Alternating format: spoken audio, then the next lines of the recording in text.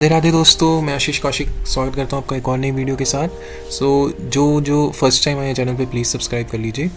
Okay, analysis start करते हैं। तो बेसिकली आज जो निफ्टी है वो 23,543 के आसपास खुला था, बट इमीडिएटली उसमें काफ़ी गिरावट आई। देखिए आप, ये पूरा गिरा।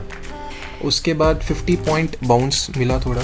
उसके बाद अगेन इंडेक्स ने अपना डिक्लाइन रिज्यूम किया, बेसिकली गिरता रहा। फिर इसके बाद इसने जो लो बनाया था वो 23,316 का था, ये इसने आज का लो बनाया और क्लोजिंग इसने दी 23,381। सो डाउन 0.75% के आसपास डाउन था।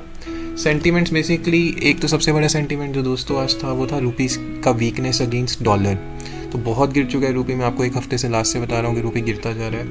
ऊपर से जो आरबीआई ने रेट कट किया था और यूएस ने अभी तक कोई नहीं किया है, तो जो लिक्विडिटी है सारी मार्केट से अब बेसिकली वो कम हो जाएगी, क्योंकि आरबीआई ने डॉलर बेचा, रूपी ख़रीदा। अब रूपी ख़रीदा तो जो लिक्विडिटी थी मार्केट से वो उठा लिया। तो अब जब लिक्विडिटी नहीं होगी तो प्रेशर आएगा बेसिकली रूपी पे। तो इसका एक और कंसर्न है। और सेकेंडली एक और ट्रंप ने टैरिफ लगाया basically aluminium and steel imports पे। इसकी वजह से भी काफ़ी कंसर्न थे। और आने वाले दिनों में क्या बेसिकली ग्लोबल क्यूज़ के बेसिस पे मार्केट डिसाइड करेगा। लाइक यूएस सबसे बड़ा, और टैरिफ जो चल रही है वॉर, उसके बाद अगर कोई इकोनॉमिक डोमेस्टिक डेवलपमेंट चल रही है या मार्केट रिलेटेड न्यूज़ से मैं आपको अपडेटेड रखूँगा। Moving on, as far as this is concerned, देखिए 39 स्टॉक्स डिक्लाइन में थे, तो आज मार्केट काफ़ी गिरी और 11 एडवांसेस में थे। और जो स्टॉक्स ट्रेड हुए थे 3000 के आसपास, उसमें से 30 स्टॉक्स एडवांसिंग थे और 153 लो पे थे। अगर हम टॉप 5 स्टॉक्स की बात करें जो कि निफ्टी 50 के गेनर एंड लूज़र हैं, उसमें से कोटक बैंक आज थोड़ा बहुत अच्छा परफॉर्म किया, 1.74% अप था। भारतीय एयरटेल 1% अप था, बाकी सब 1% से कम अप थे। गिरने वाले स्टॉक्स में ट्रेंड सबसे ऊपर था, -4.48, ये काफ़ी टाइम से गिर रहा है। पावर ग्रिड PSU है। टाटा स्टील बेसिकली ट्रंप ने जो टैरिफ लगाया उसकी वजह से। टाइटन भी गिर रहा है काफ़ी टाइम से। और ONGC अगेन एक PSU स्टॉक है। Okay, moving on, let's talk about the अपना जो ब्रॉड मार्केट परफॉर्मेंस है।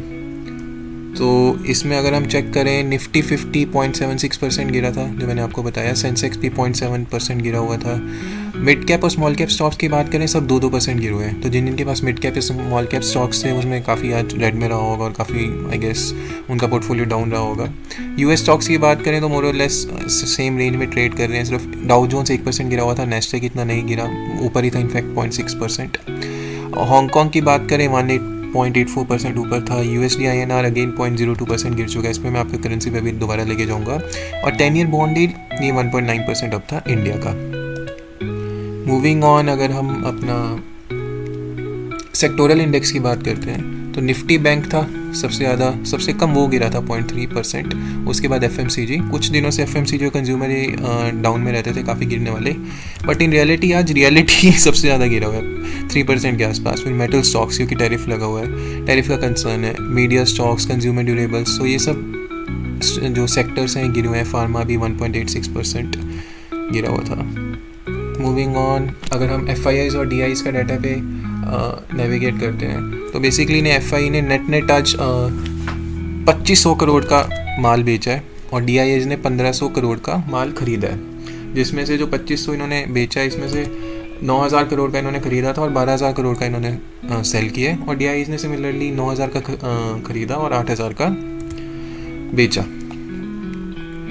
अगर हम ऑप्शन की चेन की एनालिसिस की बात करते हैं तो बेसिकली अगर आप यहाँ चेक करेंगे चेंज क्या है OI में, तो जो मैक्सिमम कॉल इंटरेस्ट है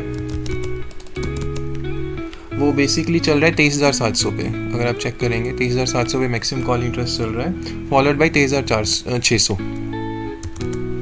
700 फिर 600।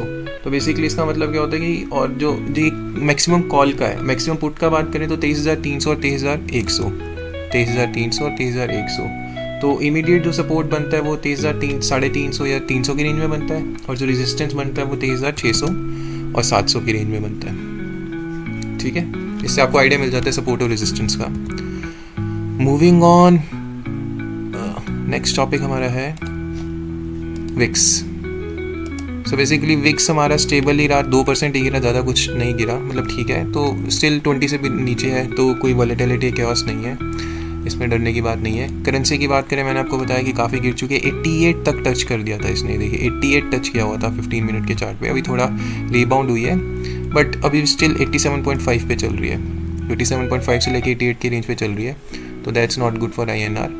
क्रिप्टो करेंसी की बात करें तो बेसिकली बिटकॉइन 0.17% अप है, तो इसका रेजिस्टेंस है बेसिकली 96 95, वरना ये 91 तक जा सकता था। तो अभी भी इसी ट्रेड में बेसिकली 4 आवर चार्ट पे इस पर एक वेज फॉलिंग पैटर्न बना हुआ है, तो बुलिश है। तो 1,09,000 के आसपास इसको अपना पुराना हाई टच करना चाहिए। सिमिलरली XRP और आपका जो डॉज कॉइन है वो भी ये तो अब ऊपर है XRP, डॉज कॉइन थोड़ा सा गिरा हुआ है 0.12%। तो आपको आज की वीडियो कैसी लगी दोस्तों, मुझे कमेंट करके ज़रूर बताइए, और आप किस बेसिकली स्टॉक का फंडामेंटल एनालिसिस या टेक्निकल एनालिसिस देखना चाहते हैं मुझे कमेंट करके बताइए। Thank you for watching, please subscribe कीजिए चैनल को।